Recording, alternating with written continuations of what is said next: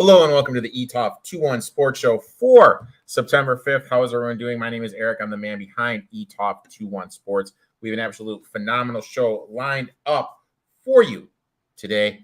Reed, my boy, is coming on. Him and I are going to look back at week one of the college football season. Also, Gino is going to have his horse racing bet of the day. But before we jump in all that big news, I'm excited to announce I have signed on with Thrive Fantasy. Any day there is an NFL game, I will be producing little Thrive Fantasy videos where I'll be talking about what to bet.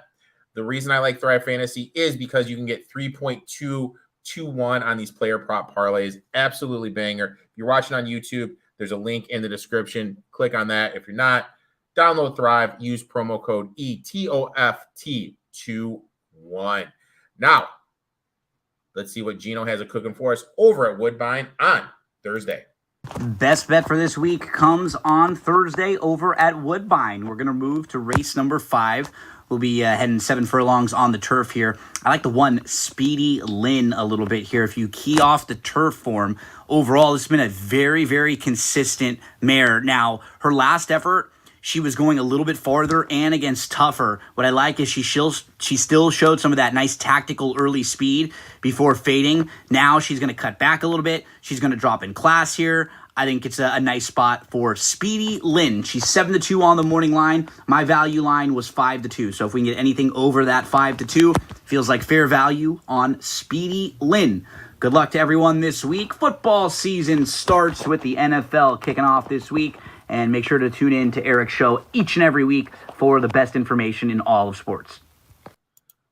Make sure to give my boy Gino a follow at It's Me, Gino B on Twitter. Gino and I are on the DRF Sportsbook show, The Winning Ticket, every single Friday at 6 p.m. We're going to be shifting our attention to primarily football, sharing the football bets to lock in for over the weekend. And I am always on his podcast every single Friday talking NFL. Now, I'd like to welcome this week's special guest, Reed. Reed, how you doing today, my man? Doing great. Just had our first weekend of college football. Excited for NFL this Sunday, and your Lions Thursday. I know, big game. Obviously, the big news happened. Yeah. Travis Kelce definitely going to be out. From what I was told, It was just a MCL or ACL sprain. That's what I was told. So if that's the case, he's just probably going to be out 3 weeks. And the funny thing is, he'll probably still finish as tight end number 1. Yeah, most certainly. Just helps your Lions catch a little break, missing him week 1 because Chiefs' weapons outside of him may not matter, but definitely not the best. I mean, the big thing is with him, though, is you don't have Kelce, who is your best playmaker on third down. You look at the advanced statistics on him converting third downs, and no Chris Jones. You look at night and day how the quarterback's his completion percentage with no Chris Jones and the running game with no Chris Jones. Definitely excited I was able to lock in the Lions at 6 before it dropped down to 5. We'll talk NFL in a little bit. Obviously, you played college football. Interested to hear about your takes of week 1 of the college football season. So I'll let you start us off, my friend. Yeah, I think my biggest takeaway just kind of from watching games this weekend is the clock change rule, where first downs, it's not an automatic stoppage until they're set. I think you saw some lower scoring. I could kind of notice it. I mean, I think someone pointed out Ohio State last year when they put Indiana had 17 possessions. This year they had 10 in their scoring less. Chip Kelly even came out and said something about it. Mentioned how UCLA only had 4 drives in the first half in an NFL game, which has basically the same rules. Other than the last 2 minutes, it's not stopping. But I think that rule is just going to have some little ripple effects. I think you might see a few more upsets with shorter games. Those high variance plays like a fumble or an interception are going to mean even more when there's less plays happening on the field.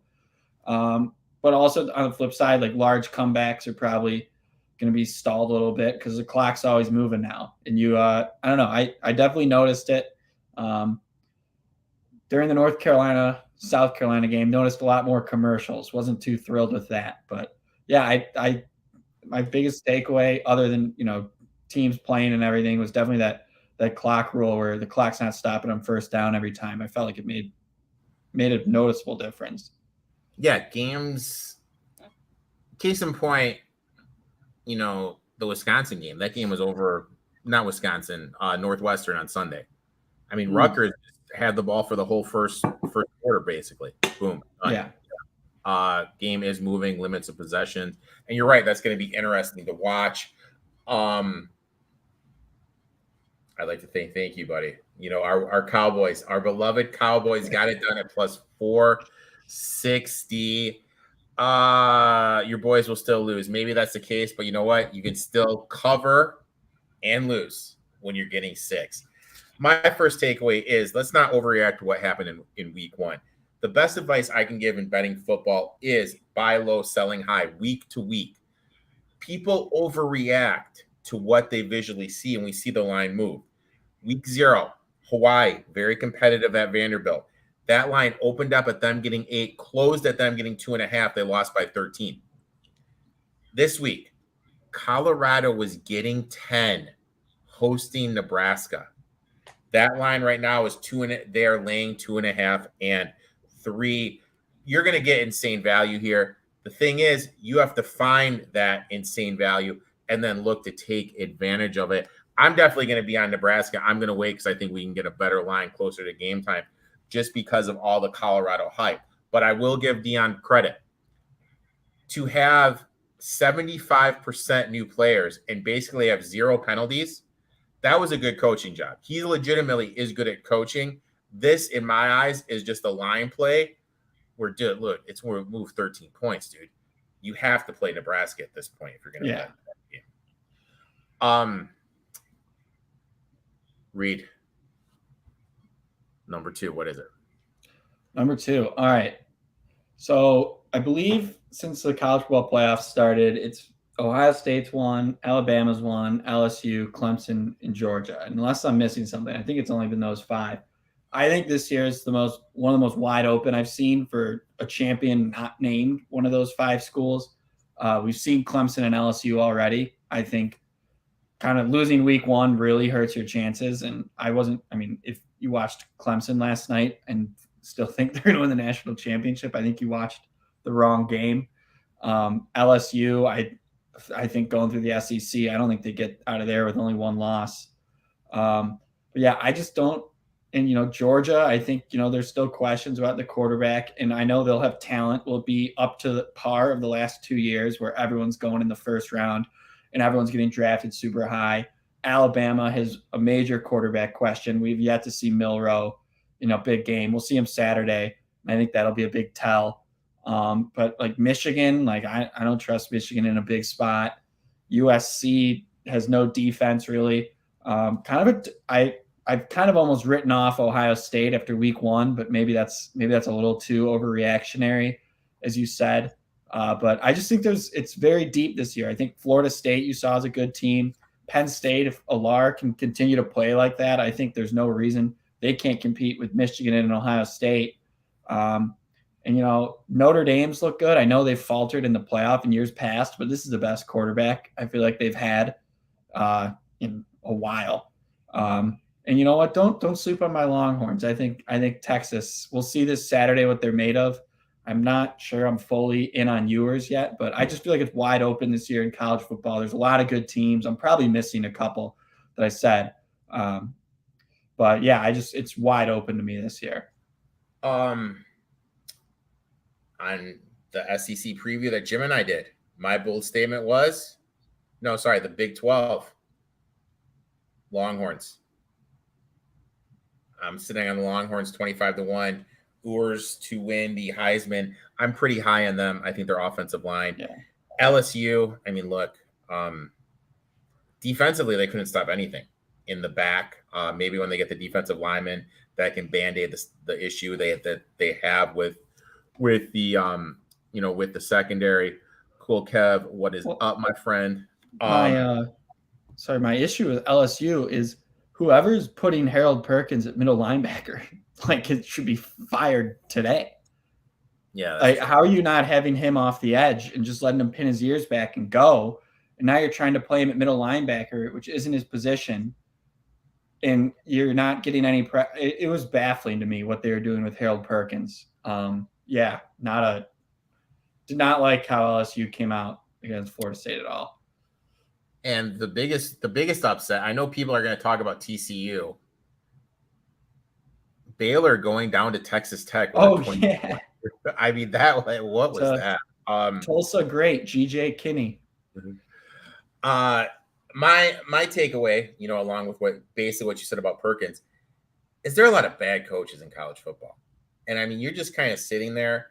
I'll take the Northwestern offensive coordinator. The fact that Porter did not get his first touch until the second quarter is mind-blowing to me, especially when you saw how long Rutgers held onto the ball in the first quarter. Rutgers held onto the ball for what? 8-minute drive, got a score.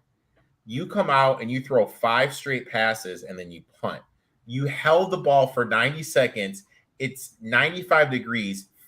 Figure on the field, it's $115. And now your defense trots back on there. Principle alone, just to work the clock, especially with these new rules, you need at minimum 2 running plays there. Yeah. And then it's just like the game just got off kill. Then back it up a little bit to my boy Mel Tucker. Oh, bad. Not leaning on the run game more. 3rd and short, 4th and short, going for the shotgun. What are you doing? Also, talking about Michigan State and Mel Tucker, Mike Norvell, coach of Florida State, he went to Keon Coleman and he said this: the only reason Jalen Reed wasn't a first-round draft pick was because of the system that Michigan State ran and the quarterback. You come to me, I'm going to get you in the first round. I'll tell you what. Yeah, he looked pretty good. He looked like a first-round pick on Sunday night. Yeah. He looked like a first-round pick. Yeah, he looked pretty good. He looked like a first-round pick on Sunday night. I was going to say, sorry. UConn not having a spy on Armstrong. I'm just watching this. I'm like, what are these guys doing? There is a ton of just bad coaches. I know there's a million more examples I can absolutely go through, but there's just some goddamn bad effing coaches in college football. And me being a Michigan State fan and having to watch Mel Tucker, it just breaks my heart. Yeah, he was not great as the DC for the Bears either. So, but yeah, I saw they had a guy get stretchered off the field and then they had him back returning. They had him back returning kicks against Central Michigan. What are you doing? You had a guy get stretchered out after the first play. Oh my God.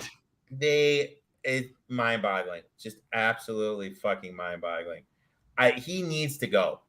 And LSU should be writing Michigan State thank you letters because he was going to go to LSU because of the success he had because of Kenneth Walker. Now, this guy that I know who's friends with Kenneth Walker, basically he got there by mistake. He really didn't even want to go there. So Mel Tucker should be writing thank you letters to Kenneth Walker just because if it wasn't for him, they wouldn't have had that magical season. I could go on and on about this. Like, yeah, it is just mind-boggling.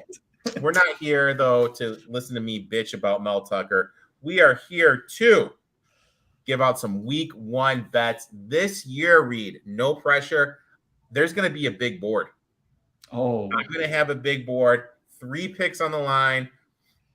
So you're leading us off. Pick number 1, and I have to be honest, I'm probably going to be betting this game. I haven't bet it myself, but it's one of the games that the big man's looking at. I'll let you kick us off, my friend. Yeah, pick number 1.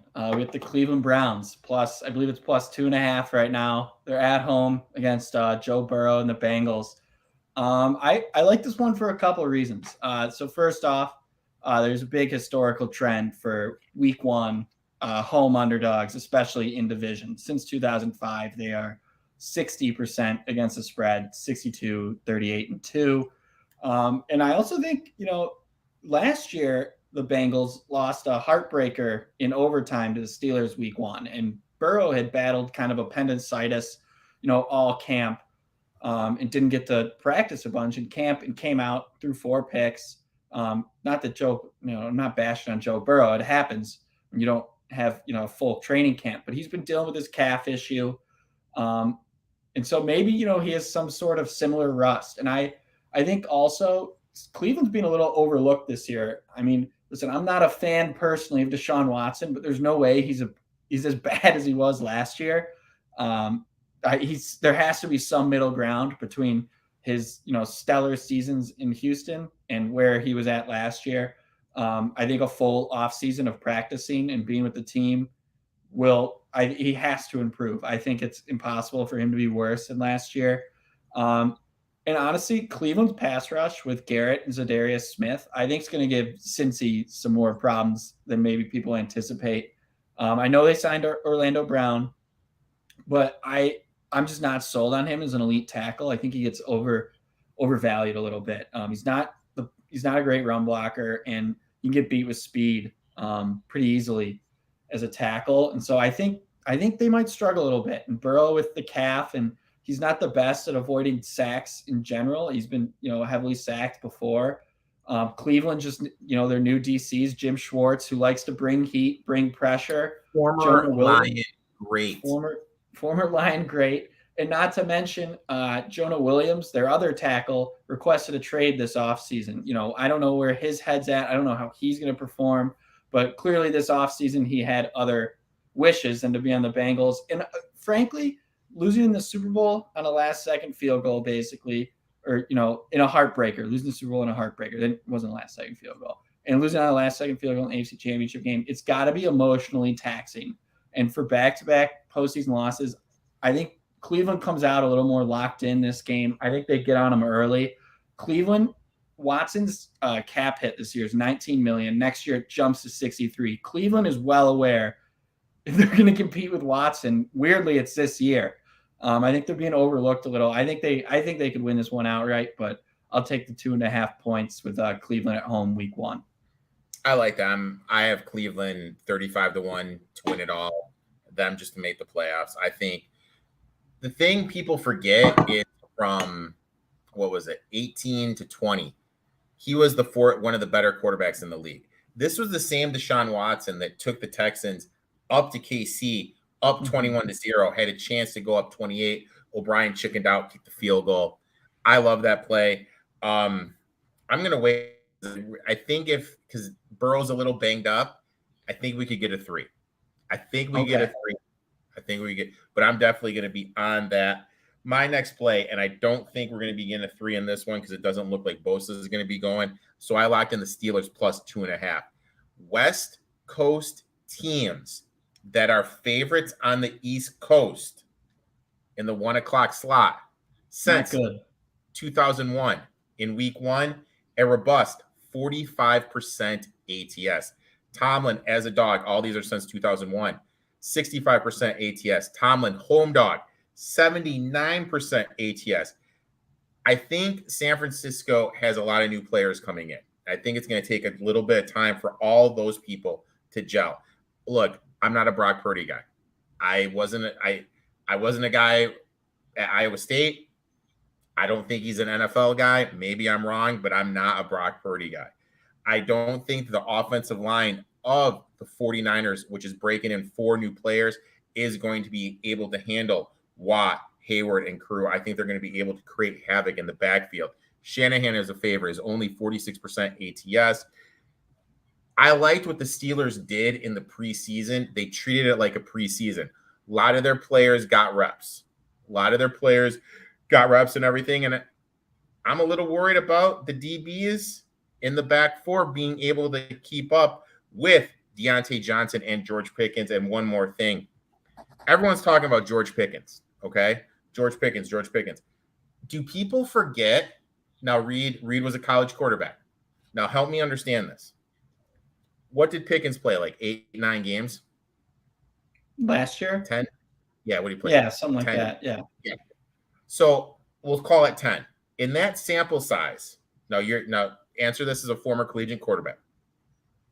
You target one guy 121 times. You target another guy only 60 times. Is so much going to change the next year, or is that going to basically be in the same realm? I mean, I'm assuming the guy that got targeted 120 times, Deontay Johnson. I think if you're the same offensive coordinator, I can't imagine it changing too much. Exactly. I don't understand this George Pickens love. Deontay Johnson was targeted 2 times more than him with Pickens as the quarterback. I don't know. Like I like the Steelers. I'm going to take the 2.5. I don't think we're going to see a 3 on this one. I have this one locked in. Reed, what is your next bet? All right, bet number 2. We're going out to the West Coast, and we're taking the Los Angeles Chargers -3. It is Herbert versus Tua, which somehow online became a debate last season that was quickly put down when the Chargers played the Dolphins last season and beat them pretty well. I think, my main reasoning, I'll start this with why I like the Chargers. They got rid of Joe Lombardi, the offensive coordinator. I would call him a detriment to the team. Some would call him a paid actor. He was, I thought, terrible. The Chargers last year led the league in third down attempts, which was not like an accident. Like it was how like their offense, they were throwing 5-yard hitches and 5-yard hitches. Like they did not take deep shots down the field. Justin Herbert, who has the strongest or second strongest arm in the league, his ADOT was 6.2 yards. For comparison, Tua Tagovailoa was 9.2 yards per attempt, average depth of target. So Justin Herbert was not like having plays called for him to throw the ball down the field. Insert Kellen Moore, new offensive coordinator. Last year, Dak Prescott, not a big arm quarterback, but his ADOT was 8 yards per attempt. So I think the Chargers are going to push the ball down the field more. I think Kellen Moore is a much better offensive coordinator. Justin Herbert in the offseason, what a lot of people don't know is last year he was playing with a bum shoulder. He had to have off-season shoulder surgery on his non-throwing shoulder. So obviously I think he's healthier than he was last year. The rib's going to be fully better. The Chargers, their health is always a concern. I like the Chargers a lot this year. I think they're good. I think they'll contend in the AFC West, honestly. Now, I'm not saying to put a future on them because their health is always terrible, and they always have some bad luck down the stretch. But this is week 1. This is as healthy as they'll be. I don't know. Rashawn Slater coming back, a healthy Keenan Allen, healthy Mike Williams, J.C. Jackson's back, fully healthy Bosa. Herbert 3-0 against the spread in his first start of each of his first 3 seasons. And then my other thing is I agree. The Chargers medical team does need to go. That's why Herbert had one of his first starts, is because they punctured a guy's lung, Tyrod Taylor, giving him a shot. Here's why I don't like the Dolphins. First of all, I'm not a Tua fan. I know you're not. He's lefty Jimmy Garoppolo at best. That's how I view him. And Vic Fangio came over to be their defensive coordinator, but they don't really have the guys to run Fangio's scheme, with Ramsey being out until December. Fangio wants good cornerback play, which the Dolphins don't have. Xavier Howard definitely past his prime. Signing Eli Apple it seemed like a desperate move. No one else was really going for him. I like their front 7, but I think the Chargers offensive line, this is the best Chargers offensive line they'll have with Herbert. This is the best weapons they're going to have with Herbert. I'm just not sold. Tua last year, I think his stats were a little inflated. His best games were against terrible, terrible secondaries. Baltimore, Detroit, Chicago, Cleveland, and Houston were his 5 best games. His last 4 games, many people don't like to talk about, he didn't even complete 50% of his throws. Gone on for a little here. But I think the Chargers have some urgency this year. They know they got to get it done before Herbert's cap hit starts kicking in. I like the Chargers in this one. I'm not very high in the Dolphins this year. So I like the Chargers -3. Just real quick, you mentioned throwing the ball down the field. It's kind of funny when you look at Lombardi and Moore head-to-head. Same amount of games. But Lombardi likes to dink and dunk it to the running back. if you watch the AFC West preview, I had all these stats. I think it's like 4 targets a game, like 3 receptions a game more to the running back. I think Austin Eckler is a complete non-factor in fantasy this year, just because he's going to be a 0 factor in the passing game. I don't know what to think about these Dolphins. I think they had a better quarterback. I'd be in on them. But you know what? It breaks my heart to say this. I did draft Tua. I needed a quarterback. Took him in the 12th round earlier today, which fucking killed me. But I like that play. I like that play a lot. Next bet, going back to the well. And those that watch the show, there's two guys. They're just my guys when they get points. Tomlin and Money Mike Vrabel. 60% ATS as a dog. 59% ATS as a road dog. Yes, I'm taking the Titans plus the 3.5. I am not buying into the Saints hype that much. They lost Davenport. I'm a big trenches guy. I don't know if the guys that they have coming in to replace Davenport are going to be able to create much havoc in the back that Davenport was able to do. Lattimore is banged up. We saw how much the Saints defense struggles when there's no Lattimore. I think the Titans line will be better. Tim White is their offensive coordinator. White, when he was at the Texans, that offense was very explosive. That's why Hopkins went there. Hopkins had a relationship with White from the time that he was at the Texans. Lack of film, I think they're going to be able to exploit this Saints defense. Saints offensive line had some issues going into this offseason, and this is my question, Reed. What did they do to fix it? The answer? Nothing. So I think the Titans are going to be able to get to Derek Carr. Derek Carr, this is like his 7th offensive line OC in 8 years. I'm down on the Saints. I think that the Titans are going to be able to get there, make it a little uncomfortable. Also, question here from Sports Facts.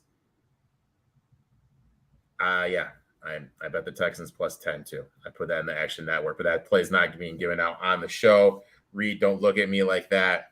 We'll talk off the air why I picked my Houston. What is your third bet? What? Who do they play? They're getting 10 on the road. We'll talk off air. Okay. All right. Third and final bet. This one this is maybe now I'll preface this saying I'm a big Bears fan. And I do love them this week. But if you want to skip and don't want to listen to my Bears diatribe, take the Falcons also this week against the Panthers. But so here's why the Bears are going to cover -1 against the Packers. This is a revamped team. And last year they won 3 games, but their Pythag win total was somewhere between 5 and 6. So they were bad, but they weren't abysmal. Here's what I'm going to say. And I'm going to start. I was going to close with this, but I think I'll start with this. The Bears made some moves this offseason, and the players they got were not the best players gotten this offseason.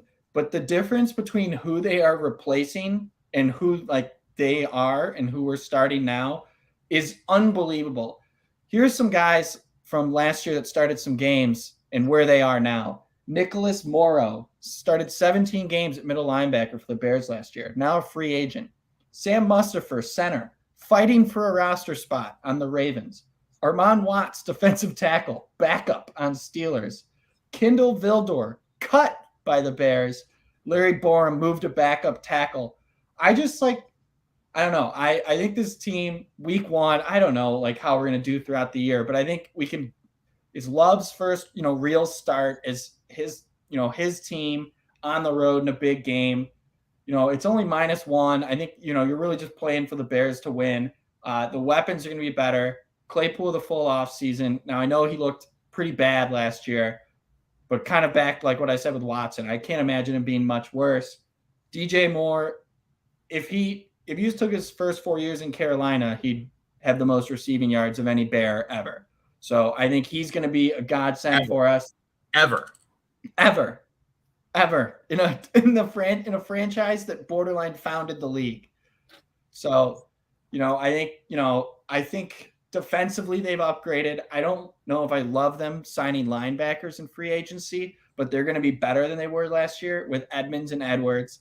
You know, and I don't know. I'll go into why I don't love Green Bay. I don't think, I think the Bears' weakness is their run game.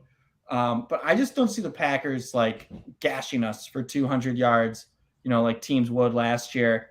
They had a league average running game last year. And, that's with teams, respecting Rodgers a little bit more. I don't think teams are going to be respecting Love as much as Rodgers. I think Love is more of a guy that plays in structure. I don't think he's going to make as many plays outside of structure as Rodgers. So I think the Bears are going to be able to contain him a little better. And lastly, it's a divisional game at home, week 1. I think the Bears are treating this like a Super Bowl. And I think this is if you're going to take the Bears at any point this year, take them this year. If they don't win this week, don't take them the rest of the year. But yeah, so I got the Bears -1. I probably don't have as sound reasoning as the last 2 picks, but this is just coming from the gut. So I have a question for you. What I'm going to do here is I'm going to pull up the Bears schedule real quick. Now, you're a Bears fan. Let me just run this scenario. Let me just run this scenario through you real quick, okay? Okay. So you open up, host the Packers. Let's say you lose that. You're 0-1. Okay. Disaster. You go to Florida to play Tampa Bay. Defense, I think, is a question mark. Baker throws all over you. You lose. You're 0-2. I don't like the scenario. You go play the Chiefs, 0-3. Yeah, 0-3. You play the Broncos, who are going to be much improved in my eyes, 0-4. And then you go play the Commanders on a short week on week 5. If there's a scenario where the Bears win 5 games, 4 games, whatever, do they move off of Justin Fields? With this quarterback class, I'd say almost certainly. Okay. If you only win 4 or 5 games, I think with this team, yeah, I'd say almost certainly, because I think, our back, worst case, we have the Panthers pick. I'm not high on them this year. We're gonna have, if we win 4 or 5 games, we're gonna have our pick. I don't think it's crazy that we're sitting at 2 possibly, and if you have to choose between Drake May and Justin Fields, who I'm assuming did not play well if we only won 4 games. And when we win 4 games and he throws 35 touchdowns and 4,000 yards, I don't think we're moving off him because clearly something went wrong. But it's more of just a contract situation, because it's such a contract league. Just kind of a thought. Yeah. It's a fair one. My last bet, I'm going to Sunday Night Football. Give me the New York Football Giants getting 3.5 against the Dallas Cowboys. Look, I have some serious questions about this Cowboys offense. Number one, Tony Pollard's listed at 209, 6 feet tall. So in reality, what is he? 5'10", 5'11", 175? 190. Oh, yeah. And they're switching from an outside zone running system to an inside zone running system. Between the tackles with a smaller guy, under 6 foot, no backups behind him. I really feel we saw Prescott press. You bring in Trey Lance. Mentally wise, I think Prescott's going to press the ball more because McCarthy's going to want him to throw the ball down the field, take some more chances. Brian DeBoll, an absolute insane 63% ATS. No, sorry. 10-2 last year as a dog. Daniel Jones, an insane 63% ATS as a dog. Home divisional dogs, week 1 since 2001, 66% ATS. Home divisional dogs, week 1 in prime time. Ready for this? 71% ATS. Do the Giants have holes? Yes. But I have the better coach. I'm getting points. I'm getting over 3 in a primetime game. To me, this just makes all the sense in the world. Give me the Giants here, plus the 3. Cowboys, I like their defense, but offensively, I really think they have a lot of issues. And I said it during the NFC East preview. I think this is a championship level defense with a borderline wild card offense. That's their team. I mean, my thing with Dallas is Mike McCarthy's calling plays. That's kind of all you have to say. And that's a good point because we don't know. When you haven't been doing stuff for a while, the game can pass you by. I kind of think the game may have passed McCarthy by. So that's it. So go ahead. I was going to say, I mean, I honestly thought it was shocking they let Moore walk. When, the head coach waiting is, or I don't know if walk or fire or whatever, I think pretty clearly he calls a better game than McCarthy. You watch McCarthy's last few years in Green Bay, it was a mess. Rodgers gets LaFleur, and he wins 2 MVPs. I'm just going to say this, dude. I think that he was scapegoated. He was absolutely scapegoated. That's why he's no longer there. And that's why I went over to Los Angeles. And I'll be honest, if I had my choice of being an offensive coordinator with Herbert or Prescott, you know what I'm going to take. But also you got to think of it like this. Like hypothetically, let's say the Chargers don't win a playoff game or don't make the playoffs. I think Staley's out. And more, they'll probably promote him. And going there probably be a better situation than going to the Cowboys. I don't know. The way the Cowboys are run with what's his face? Jerry being right there. Yeah. Putting everything, I don't know. I'm just not. McCarthy puts cheese on the brisket. Can't do that. Reed, I would like to thank you for coming on, talking a little NFL. Why don't you tell everyone where they can find you on social media? Riley chimes in. Let's go, Reed. Just a fan of the youngin. Reed. Yeah. Reed sitting on Browns plus 2.5, Chargers -3, and Bears -1.5. I am sitting on the Steelers plus 2.5, the Titans plus 3.5, and the Giants plus 3.5. Reed, why don't you tell everyone where they can find you on social media, my friend? Yeah, just a little username right here, RBanucci12. I'll get back into tweeting now that the Bears are back. It's my annual return to Twitter. For your two posts that you do every year, dude. Exactly. Reed, thanks for coming on. Look forward to talking shit with you during the NFL season. Make sure to check in next week as Wade from Wade Bets comes on, and him and I will talk some week 2 and look back at week 1. Until next week, boys and girls, let's make some money. Let's cash those tickets.